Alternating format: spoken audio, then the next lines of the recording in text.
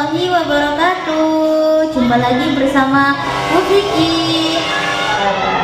Pada kali ini kita akan belajar tentang materi fikih, yaitu lebih spesifik pada hukum halal dan haram.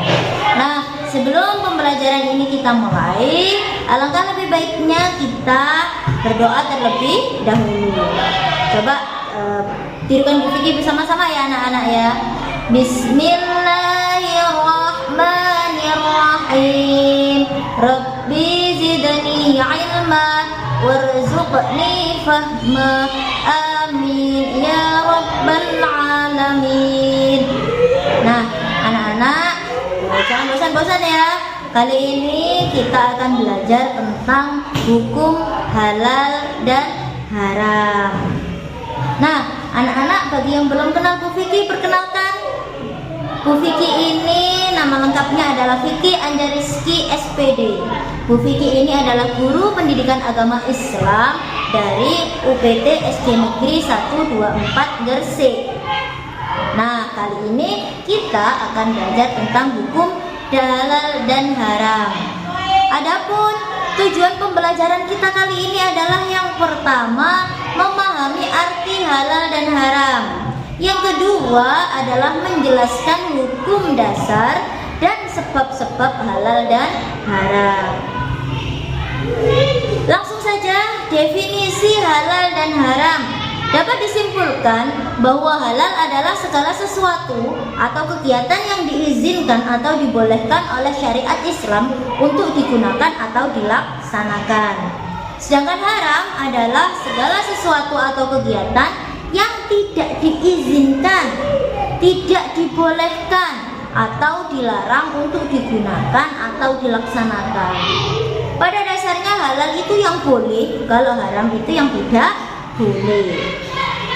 Nah, adapun dasar hukum halal dan haram, yang pertama adalah Al-Quran. Al-Quran ini merupakan sumber hukum utama dalam ajaran Islam. Nah, anak-anak kalau mencari, misalnya babi itu hukumnya apa, cari di Al-Quran apa.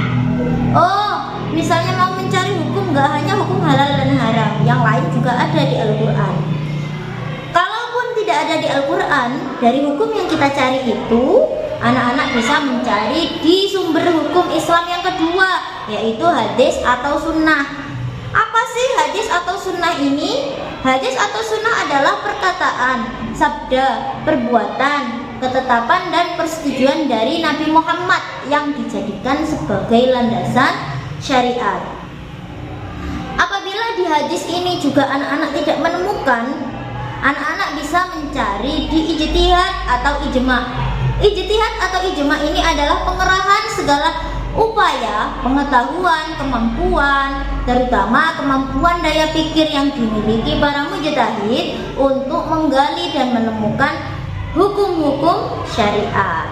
Nah, 3 sumber hukum Islam ini dijadikan dasar untuk mencari hukum-hukum yang ada. Selanjutnya, sebab-sebab halal dan haram. Yang pertama itu sebabnya karena zat asal.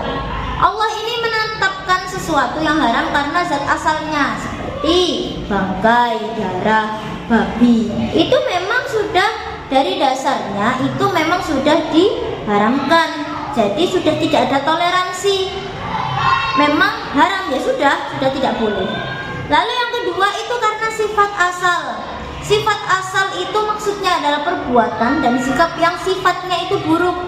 Contohnya seperti melakukan kejahatan, judi, syirik. Ini yang diharamkan oleh Allah. Yang ketiga itu karena proses. Halal atau haramnya, segala sesuatu itu bisa disebabkan oleh proses. Nah, gimana sih Bu maksudnya? Contoh anak-anak ya, gurami itu kan halal. Akan tetapi ketika gurami ini dimasak dengan menggunakan minyak babi, nah itu menjadi haram. Karena apa? Karena prosesnya ini tadi yang menjadikan gurami itu haram, karena dikasih minyak babi. Nah, penerapan hukum halal dan haram. Setelah anak-anak paham tentang hukum halal dan haram, maka harus berusaha menerapkan dalam kehidupan sehari-hari. Karena ilmu yang tidak diamalkan dalam kehidupan tidak akan memberikan manfaat untuk siapapun. Yang pertama, penerapan dalam sikap. Sikap anak-anak ini harus mencerminkan kehalalan dan menghindari keharaman. Yang kedua, menerapkan dalam perilaku sehari-hari juga seperti itu, sama. Yang ketiga, penerapan dalam konsumsi. Nah, kalau makan segala sesuatu jangan hanya karena oh aku senang ini, saya suka ini Bu, jangan seperti itu. Tapi perhatikan halal dan haramnya. Kalau sekarang kita tinggal di Indonesia, itu ada label halal, biasanya dibungkus kemasan-kemasan makanan-makanan itu. Jadi anak-anak bisa memperhatikan di situ. Selanjutnya yaitu contoh penerapan dalam kehidupan sehari-hari. Yang pertama, makanan dan minuman. Pilihlah makanan yang ada label halalnya. Lalu hindari makanan haram seperti daging babi. Yang kedua, dalam hal perbuatan, hindari mencuri, berbohong atau menfitnah. Lalu lakukan perbuatan baik seperti membantu teman dan berbagi makanan. Yang ketiga itu muamalah atau transaksi. Jangan membeli barang curian. Biasanya meskipun murah harganya itu tidak boleh. Jadi anak-anak harus menghindari hal ini. Yang ketiga, jujur dalam jual beli. Kalau misalkan nanti anak-anak ketika dewasa menjadi pedagang, lah ini anak-anak harus menjadi pedagang yang jujur ya. Selanjutnya ada manfaat menerapkan hukum halal dan haram.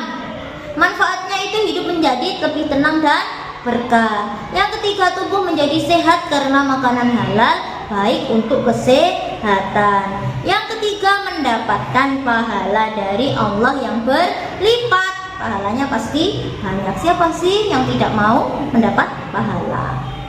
Nah, penutup itu dari Bu Vicky ya. Halal itu baik untuk kita, haram itu pasti berbahaya.